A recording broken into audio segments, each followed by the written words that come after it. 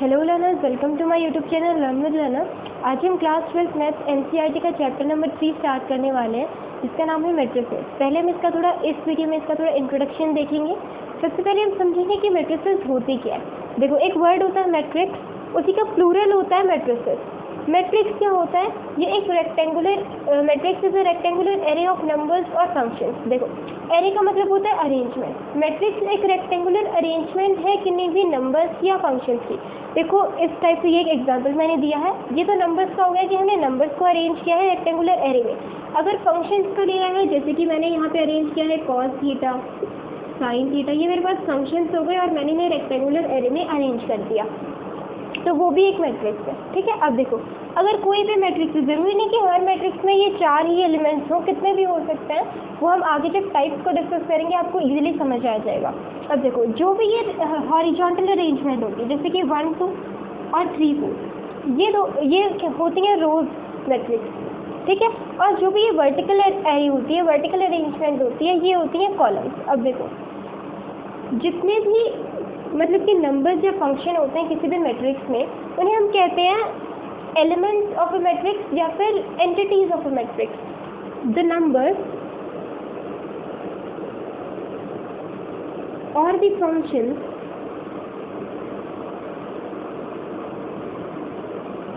in the rectangular array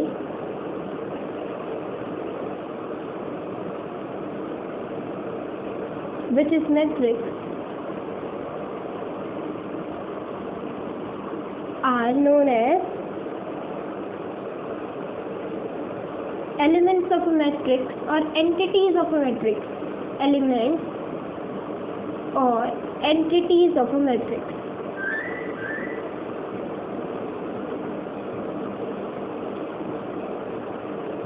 ठीक है, अब किसी भी मैट्रिक्स को ना हम किसी भी कैपिटल लेटर से रिप्रेजेंट कर सकते हैं। जैसे कि मैंने यहाँ पे कर दिया कैपिटल ए से रिप्रेजेंट। अब वो आपकी मर्जी, आप कैपिटल बी से रिप्रेजेंट कर सकते हैं, कैपिटल सी से रिप्रेजेंट कर सकते हैं, दैट्स योर चॉइस। अब देखो, अब हम हर एलिमेंट का एड्रेस फाइंड आउट करेंगे, एड्रेस पता लगाने की कोशिश करेंगे। यानी कि हम कैसे किसी भी एलिमेंट को लिखेंगे। जैसे कि 1 एलिमेंट है, हम कैसे बताएंगे कि ये मैट्रिक्स का कौन सा एलिमेंट है या फिर कहाँ लाई करता है उस मैट्रिक्स में। या फिर जैसे 2 है, इसको हम कैसे बताएंगे कि ये मैट्रिक्स में कहाँ लाई करता है। अब हम देखेंगे इसका एड्रेस। अभी हमने रोज, कॉलम और एंटिटीज और एलिमेंट्स ऑफ अ मैट्रिक्स समझ लिया।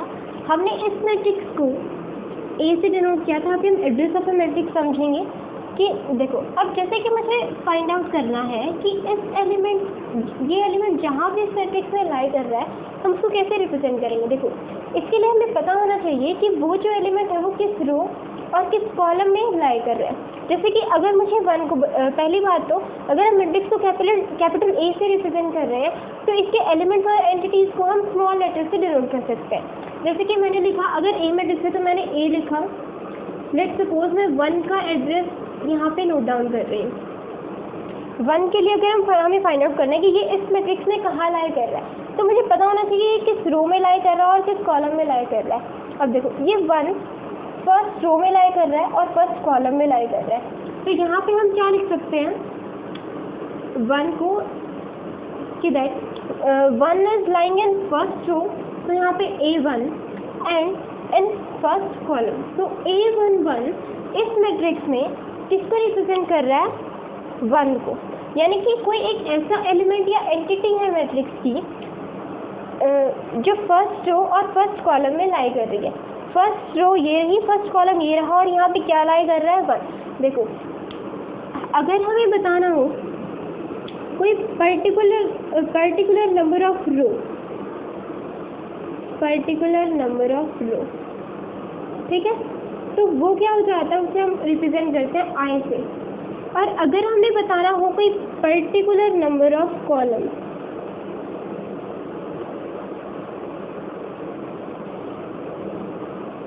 तो वो हम डिनोट करेंगे जे।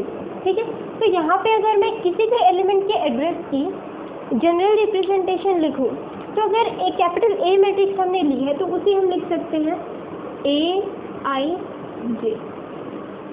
ठीक है, आई क्या हो गई कि किस पर्टिकुलर रो में वो लाई कर रहा है, और जे क्या हो गया कि किस पर्टिकुलर कॉलम में वो लाई कर रहा है। लेट्स से आपने मैट्रिक्स को बी से रिप्रेजेंट किया है, कैपिटल बी से, तो आपकी जनरल रिप्रेजेंटेशन क्या हो जाएगी, स्मॉल बी आई जे।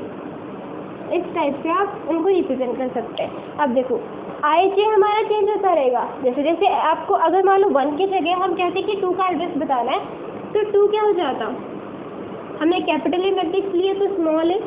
अब ये किस रो में लाई कर रहा है, फर्स्ट रो में लाई कर रहा है, तो A1, और किस कॉलम में ये लाई कर रहा है, सेकेंड कॉलम में लाई कर रहा है, तो A1 2, ये 2 का एड्रेस हो गया इस गिवन मैट्रिक्स में। अगर हमें 3 का एड्रेस करना है, 3 का बताना है, तो सबसे पहले तो स्मॉल है, किस रो में ये है, देखो ये सेकेंड रो में है A2, और किस कॉलम में ये है, फर्स्ट कॉलम में, तो A21 किसको रिप्रेजेंट कर रहा है यहाँ पे, 3 को। और अगर मुझे 4 का करना है, तो यहाँ पे हो जाएगा A, और ये किस रो में लाई कर रहा है, सेकेंड में, किस कॉलम में ये लाई कर रहा है, सेकेंड में। यानी कि यहाँ पे हमें सभी एलिमेंट्स का, सभी एंटिटीज का, जो भी गिवन मैट्रिक्स थी उसके सभी एलिमेंट्स और एंटिटीज का एड्रेसिंग करके दिखा दिया। इसकी जनरल फॉर्म अगर हम कहें वो क्या होती है, ए आई जे, जहाँ पे आई किसको रिप्रेजेंट कर रहा है कि कौन सी पर्टिकुलर रो है, और जे किसको रिप्रेजेंट कर रहा है कौन सा पर्टिकुलर कॉलम है। हमने अभी तक क्या देखा कि मैट्रिक्स क्या होती है, फिर उसके बाद हमने समझा कि किसी भी मैट्रिक्स में रोज कॉलम्स उनको समझा, फिर किसी भी मैट्रिक्स में हमने देखा कि एलिमेंट्स और एंटिटीज किन्हें कहा जाता है, हमने उसकी एड्रेसिंग को देखा। अब हम देखेंगे कि ऑर्डर ऑफ ए मैट्रिक्स क्या होता है और उसको हम कैसे फाइंड आउट करते हैं। देखो ऑर्डर ऑफ मैट्रिक्स बेसिकली क्या रिप्रेजेंट करता है कि किसी भी मैट्रिक्स में टोटल नंबर ऑफ रोज और टोटल नंबर ऑफ कॉलम्स कितने हैं। ठीक है, देखो अगर लेट्स से किसी भी मैट्रिक्स में टोटल नंबर ऑफ कॉलम्स है m, लेट किसी भी मैट्रिक्स में टोटल नंबर ऑफ रोज है m और टोटल नंबर ऑफ कॉलम्स है n,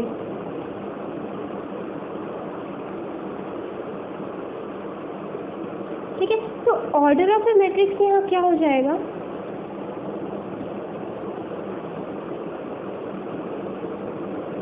m क्रॉस n। मैं यहाँ पे इसको क्रॉस की प्रोनाउंशिएट कर रही हूँ क्योंकि ये क्रॉस ही है, यहाँ पे हमें m और n को मल्टीप्लाई नहीं करना है, हमें इसको ऐसे ही छोड़ना है। जैसे कि एग्जाम्पल के लिए मैंने ये मैट्रिक्स लिया है, अब इस मैट्रिक्स में एलिमेंट्स है मैट्रिक्स है 1 2 3 3 2 1। अब देखो इसमें 2 रो है, 2 हॉरिजॉन्टल अरेंजमेंट है और यहाँ पे हमारे पास 3 कॉलम है। ठीक है, तो इसका मतलब अगर मैं यहाँ से n की वैल्यू देखूँ गिवन मैट्रिक्स पे तो 1 2 n की वैल्यू हो जाएगी, n की वैल्यू देखूँ तो 1 2 3 3 कॉलम है तो 3। तो यहाँ पे गिवन मैट्रिक्स का ऑर्डर क्या हो जाएगा, m क्रॉस n होता था हमारे पास ऑर्डर, तो n की वैल्यू है 2 क्रॉस n की वैल्यू है 3, तो ये हमारे पास गिवन मैट्रिक्स का ऑर्डर हो जाएगा। हमें यहाँ पे 2 और 3 को मल्टीप्लाई नहीं करना है। ठीक है, तो ये हमारे पास क्या हो जाएगा, 2 cross 3 is order of the given matrix. अब यहीं पे मैं आपको बता देती हूँ कि किसी भी मैट्रिक्स में टोटल नंबर ऑफ एलिमेंट्स है, टोटल नंबर ऑफ एंटिटीज को कैसे फाइंड आउट करते हैं। देखो टोटल नंबर ऑफ एंटिटीज को हम कैसे फाइंड आउट करेंगे, अब यहाँ पे हम एक्चुअल प्रोडक्ट करते हैं टोटल नंबर ऑफ रोज और टोटल नंबर ऑफ कॉलम्स का। इसे हम कह सकते हैं product of m and n। ठीक है, जैसे कि m की value total number of entities को हम n से रिप्रेजेंट कर सकते हैं, तो इसको आप फिर कैपिटल N से कर लीजिए, बट हम टोटल नंबर ऑफ कॉलम्स में स्मॉल n से रिप्रेजेंट कर रहे हैं। तो लेट्स से यहाँ पे क्या हो जाएगा, n is equal to m की वैल्यू यहाँ पे कितनी आई है, तो n2, n की वैल्यू है 3, तो यहाँ पे 2 इंटू 3 कितना हो जाएगा 6। तो यहाँ पे जो नंबर ऑफ एलिमेंट्स और एंटिटीज हैं इस गिवन मैट्रिक्स में वो कितनी है 6। आप यहाँ से चेक कर लीजिए 1 2 3 4 5 6 एंटिटीज इस मैट्रिक्स में है। तो ऑर्डर और number of entities in matrix में क्या फ़र्क है कि ऑर्डर में हमें मल्टीप्लाई नहीं करना है, लेना तो हमें टोटल नंबर ऑफ रोज और कॉलम्स ही है, लेकिन उन्हें हमें मल्टीप्लाई नहीं करना है। लेकिन टोटल नंबर ऑफ एंटिटीज निकालने के लिए हमें टोटल नंबर ऑफ रोज और टोटल नंबर ऑफ कॉलम्स का प्रोडक्ट करना होगा, तो जो भी हमें मिलेगा वो टोटल नंबर ऑफ एंटिटीज हो जाएगा इस गिवन मैट्रिक्स में। अब हम यहाँ पे देखेंगे general representation of a matrix. इसमें नंबर ऑफ रोज m है और नंबर ऑफ कॉलम्स n है। देखो मैंने मान लिया कि मेरे पास कोई A मैट्रिक्स है, तो देखो ये एलिमेंट कौन सा होगा, फर्स्ट रो में फर्स्ट कॉलम में A11, ये एलिमेंट फर्स्ट रो में सेकंड कॉलम में A12, ये एलिमेंट फर्स्ट रो में थर्ड कॉलम में A13, और ऐसे चलते चलते हमारे पास n कॉलम्स हैं, तो जो एलिमेंट फर्स्ट रो में होगा वो nth कॉलम तक आ गया, तो वो A1n ऐसे रिप्रेजेंट होगा। अब ऐसे ही अगर मैं सेकंड रो में हूँ, तो ये एलिमेंट हो गया सेकंड रो में और फर्स्ट कॉलम में, ये एलिमेंट हो गया सेकंड रो में और सेकंड कॉलम में, ये एलिमेंट हो गया सेकंड रो में और थर्ड कॉलम में, ऐसे ही nth कॉलम तक जाएगा, सॉरी यहाँ पे आएगा A2n, ऐसे ही ये nth कॉलम तक जाएगा, तो ये कितना हो जाएगा A2n सेकंड रो में nth कॉलम में, ठीक है। अब देखो ऐसे चलते चलते हमारे पास रोज कितनी है n, तो ये एलिमेंट आ जाएगा mth रो में और फर्स्ट कॉलम में, ये एलिमेंट आ जाएगा mth रो में और सेकंड कॉलम में, ये एलिमेंट होगा हमारे पास mth रो में और थर्ड कॉलम में। ऐसे ही चलते चलते ये जो mth रो में जो भी एलिमेंट है ये nth कॉलम तक भी जाएंगे। तो एक एलिमेंट हमारे पास आ गया जो कि है mth रो में और nth कॉलम में। यही थी हमारे पास general representation of a matrix. यहाँ से हम क्या कर सकते हैं, देखो हमारे पास रोज कितनी थी n, कॉलम्स कितने थे n, यहाँ से हम इस मैट्रिक्स को A से रिप्रेजेंट कर रहे थे, तो इसको हमने रेक्टेंगुलर एरे किया है इसका, यानी कि इसके रेक्टेंगुलर अरेंजमेंट की है। तो यहाँ पे हम कर सकते हैं स्क्वायर ब्रैकेट, एलिमेंट्स को हम A और जनरली क्या लिख सकते हैं I J, ये हो गया particular number of row, particular number of column, और ऑर्डर क्या होगा m क्रॉस n। इसे भी हम कह सकते हैं general representation of a matrix. अब हम देखेंगे टाइप्स ऑफ मैट्रिक्स। सबसे पहला है रो मैट्रिक्स। रो मैट्रिक्स वो मैट्रिक्स होती है जो जिसमें सिर्फ एक ही रो होती है, कॉलम्स कितने भी हो कोई फर्क नहीं पड़ता, लेकिन रो एक होनी चाहिए। जैसे कि यहाँ पे रो 1 है, लेकिन कॉलम 1 2 और 3, यहाँ पे 3 कॉलम है, ठीक है, सिर्फ रो एक होनी चाहिए। अब देखो इसका ऑर्डर क्या लिखेंगे हम, 1 रो है और 3 कॉलम है, तो 1 cross 3 is order of this matrix. और इस मैट्रिक्स से जनरल रिप्रेजेंटेशन अगर कहें तो क्या दिखेंगे, लेट्स से हमने इसको A से रिप्रेजेंट किया, तो A is equal to A I J, और ऑर्डर क्या होगा इसका, हमेशा 1, रो तो हमेशा 1 ही रहनी चाहिए, क्रॉस। अब हमारे पास कॉलम कितने भी हो सकते हैं, तो हम कॉलम कह सकते हैं 1 क्रॉस n, हमेशा इसका ऑर्डर रहेगा। ये होती है हमारे पास रो मैट्रिक्स। अब हम देखेंगे कॉलम मैट्रिक्स कि कॉलम मैट्रिक्स में क्या है, कि देखो कॉलम मैट्रिक्स वो मैट्रिक्स होती है जिसमें सिर्फ एक कॉलम हो, नंबर ऑफ रोज कितने भी हो मैटर नहीं करता है, लेकिन कॉलम एक ही होना चाहिए। जैसे कि यहाँ पे रोज तो हमारे पास 3 है, रो 1, रो 2 एंड रो 3, लेकिन कॉलम सिर्फ एक ही है। यहाँ पे ऑर्डर कितना हो जाएगा इसका, 3 क्रॉस 1। कॉलम हमेशा एक ही रहनी चाहिए, तभी वो कॉलम मैट्रिक्स होगी, रोज कितने भी हो फर्क नहीं पड़ता। अगर हम इसकी जनरल रिप्रेजेंटेशन देखें, तो अगर हमने इसको A से रिप्रेजेंट किया है, तो A is equal to A I J। अब देखो रोज कितने भी हो सकती है, तो हम यहाँ पे n लिखेंगे क्रॉस, कॉलम हमेशा 1 होना चाहिए, तो ऑर्डर क्या हो जाएगा कॉलम मैट्रिक्स का m क्रॉस 1। अब हम नेक्स्ट टाइप देखेंगे मैट्रिक्स का। अब मैट्रिक्स का नेक्स्ट टाइप है स्क्वायर मैट्रिक्स। स्क्वायर मैट्रिक्स एक ऐसी मैट्रिक्स होती है जिसमें नंबर ऑफ रोज इक्वल हो नंबर ऑफ कॉलम्स के। जैसे कि फॉर एग्जांपल हमने कोई ए मैट्रिक्स ली है, अब देखो रोज कितनी है इसमें, ये हो गई रो 1, ये हो गई रो 2।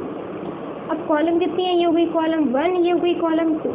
अब देखो रोज भी 2 ही है, कॉलम भी 2 ही है, ऑर्डर कितना हो जाएगा, नंबर ऑफ रोज है 2 क्रॉस नंबर ऑफ कॉलम है 2, ऑर्डर भी किसका कितना हो गया 2 क्रॉस 2। यहाँ पे नंबर ऑफ रोज इक्वल है नंबर ऑफ कॉलम के, नंबर ऑफ रोज भी कितनी है 2, और कॉलम्स भी यहाँ पे कितनी है 2, ठीक है। यानी कि अगर मैं स्क्वायर मैट्रिक्स में नंबर ऑफ एलिमेंट्स निकालूं, तो देखो जनरली हमारे पास क्या होता है m इंटू n। अब यहाँ पे हम कह सकते हैं कि जो नंबर ऑफ रोज है वो इक्वल है नंबर ऑफ कॉलम के, m और n से रिप्रेजेंट करते हैं ना नंबर ऑफ रोज और कॉलम्स को। m हो गया नंबर ऑफ रोज, n हो गया नंबर ऑफ कॉलम्स। तो मैं यहाँ m इक्वल n है, तो मैं यहाँ पे कर सकती हूँ m इंटू m, जो कि इक्वल होगा m स्क्वायर के। या फिर मैं लिख सकती हूँ n इंटू n जो कि इक्वल होगा n स्क्वायर।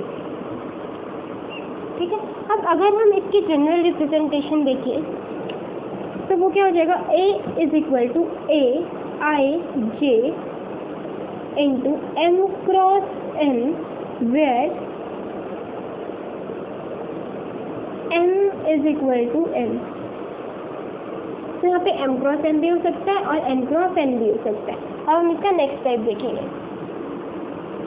देखो नेक्स्ट टाइप है डायगोनल मैट्रिक्स। डायगोनल मैट्रिक्स समझने से पहले हम ये समझ लेते हैं कि डायगोनल एलिमेंट्स क्या होते हैं। लेट्स सपोज हमारे पास कोई भी मैट्रिक्स है 1 3 2 एंड -1। लेट्स से हमारे पास ये, अब देखो ये मैट्रिक्स है 2 क्रॉस 2 ऑर्डर की।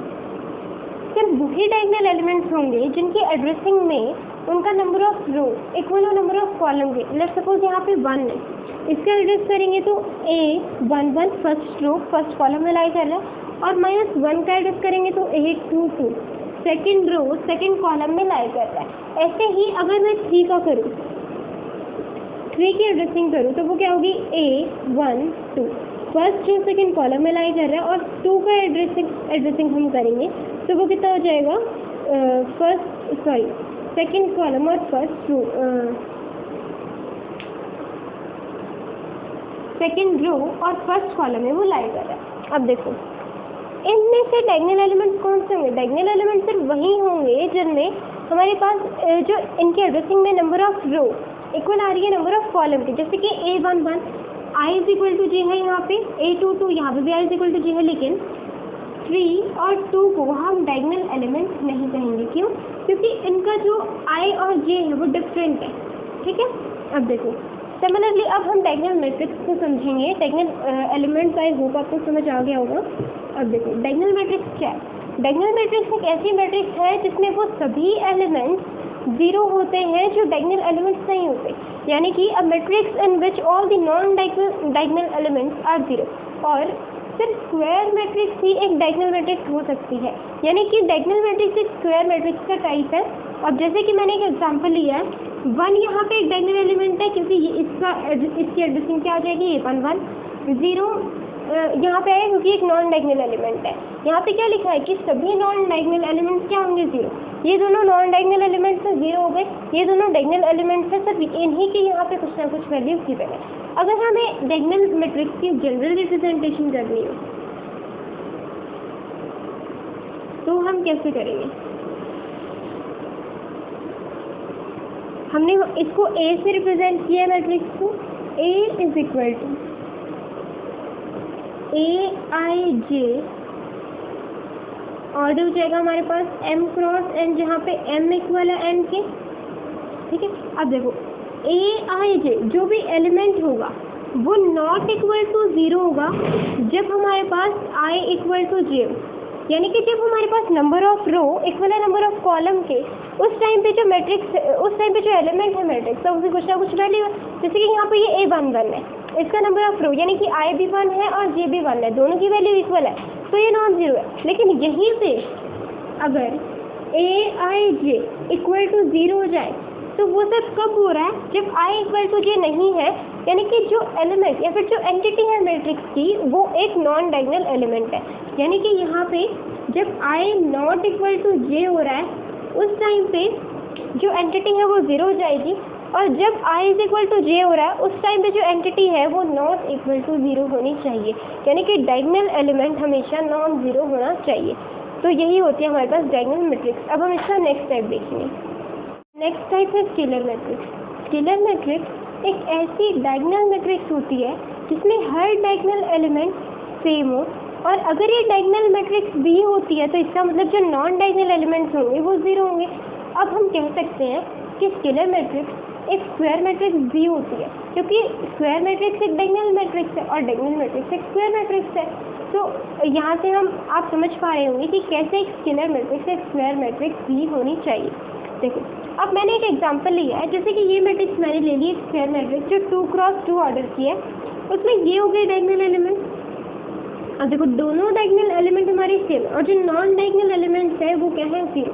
इसके जनरल रिप्रेजेंटेशन हम कैसे कर सकते हैं कि Aij इक्वल इक्वल है k के, यानी कि किसी सेम कांस्टेंट वैल्यू के जब i इक्वल टू j है, यहाँ पे इन दोनों ही एंटिटीज में i इक्वल टू j होगा इनके इंडरसिंग में, तो जब i इक्वल टू j होगा तो कोई भी एलिमेंट किसी भी के यानी कि किसी कांस्टेंट के इक्वल होगा जो कि सेम होनी चाहिए, ठीक है।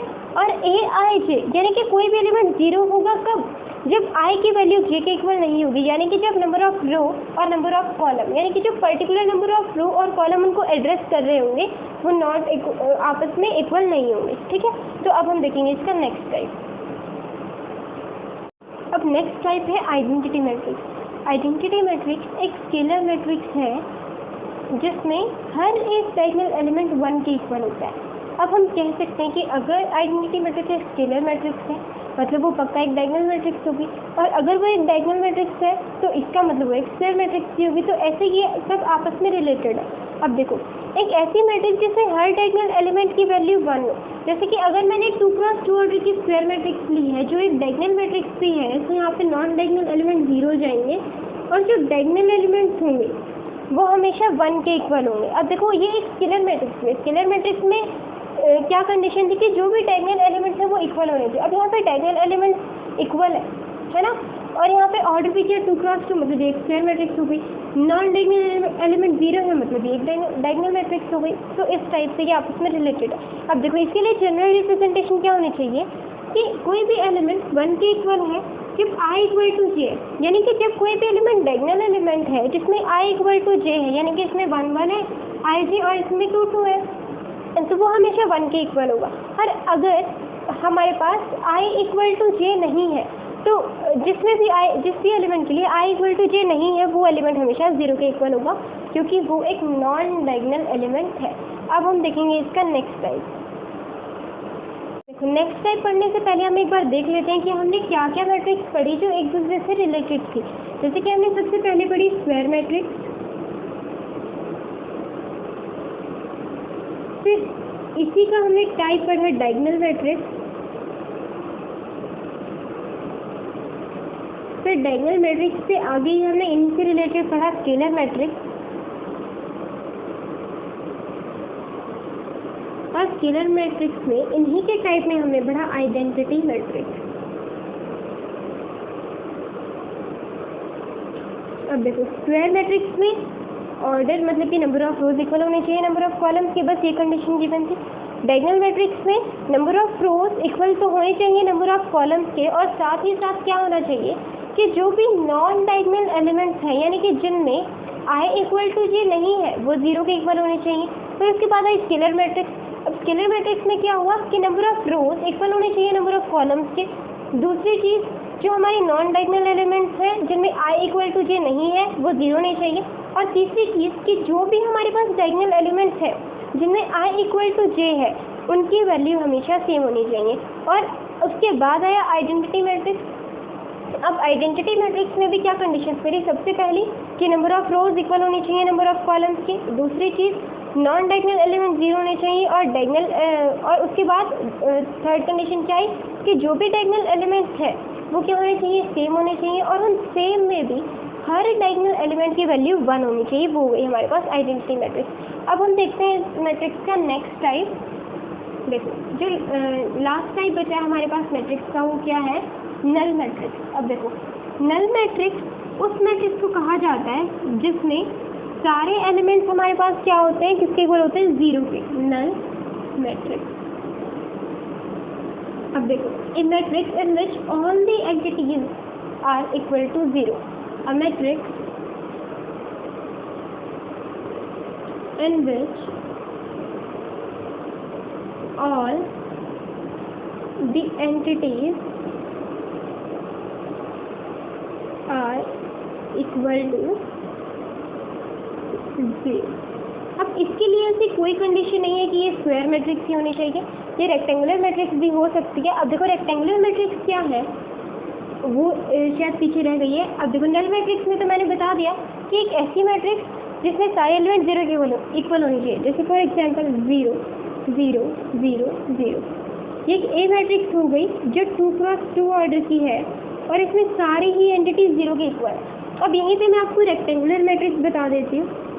रेक्टेंगुलर मैट्रिक्स एक ऐसी मैट्रिक्स होती है जिसके लिए I इक्वल टू जे होना बिल्कुल भी ज़रूरी नहीं है।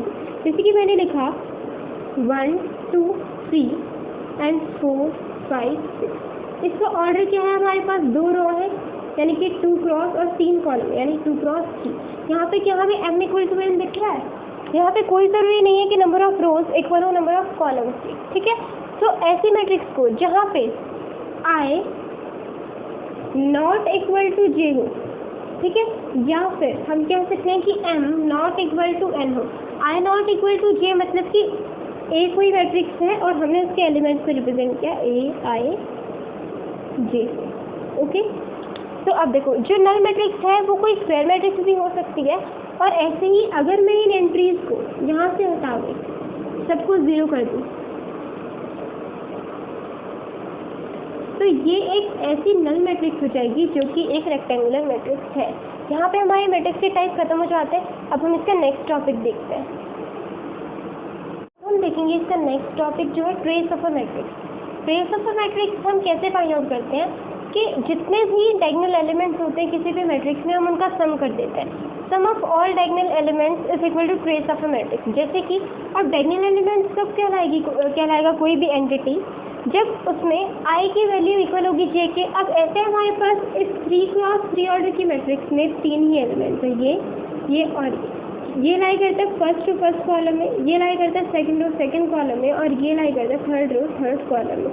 अब ट्रेस निकालेंगे तो यानी कि A1 1 plus A2 2 plus A3 3। अब इनकी वैल्यूज पुट करेंगे 1 प्लस 5 प्लस 9, ये कितना हो जाएगा हमारे पास 50, यानी कि trace of the given matrix क्या हो गया हमारे पास 50। अब हम देखेंगे इस एक्सरसाइज का मतलब कि 3.1 एक्सरसाइज के इंट्रोडक्शन का लास्ट टॉपिक। अब देखो, इसका जो लास्ट टॉपिक है वो है equality of matrix. Equality of matrix मतलब कि हमें कैसे पता लगेगा कि कोई भी दो मैट्रिक्स इक्वल है। उसके लिए हमारे पास दो कंडीशन है। पहली चीज़, कोई भी दो मैट्रिक्स इक्वल तभी हो सकती है जब उनका ऑर्डर सेम है, और दूसरी चीज़, कोई भी दो मैट्रिक्स इक्वल तभी हो सकती हैं जब उनके कॉरेस्पॉन्डिंग एलिमेंट्स इक्वल हो। अब देखो, जैसे कि फॉर एग्जांपल मैंने लिखा एक मैट्रिक्स मैंने लिखी 1 2 3 4 और दूसरी मैट्रिक्स मैंने लिखी x 2 एंड y z। इस टाइप से मैंने कोई भी दो मैट्रिक्स इजली देखो, सबसे पहले इनका ऑर्डर सेम होना चाहिए। इसका ऑर्डर देखूंगी तो 2 रो है, इसमें 2 ही कॉलम है, ये फर्स्ट रो ये सेकंड रो एंड ये फर्स्ट कॉलम ये सेकंड कॉलम, ठीक है। और इस मैट्रिक्स को देखूंगे तो इसका भी 2 क्रॉस 2 ही होगा, ये रही फर्स्ट रो सेकंड रो और ये भी फर्स्ट कॉलम सेकंड कॉलम, ठीक है। यानी कि इनका जो ऑर्डर है वो तो इक्वल है। दूसरी चीज़ क्या होनी चाहिए कि इनके जो कॉरेस्पॉन्डिंग एलिमेंट्स हैं वो क्या होने चाहिए, इक्वल। अब देखो, ये दोनों मैट्रिक्स तभी इक्वल होगी जब जो हमारा x है वो इक्वल होगा 1 के, जो y है वो इक्वल होगा 3 के, और जो z है वो इक्वल होगा 4 के। तो यहाँ पे हमारे एक्सरसाइज 3.1 का जो इंट्रोडक्शन है वो ख़त्म होता है। तो गाइस, आई होप कि आप लोगों को इस इंट्रोडक्शन में सारी चीज़ें बिल्कुल क्लियर हो गई होंगी। और अगर आपको कोई भी डाउट है तो प्लीज़ कमेंट सेक्शन में आप कमेंट कर दीजिएगा। I definitely reply and thank you for watching my video.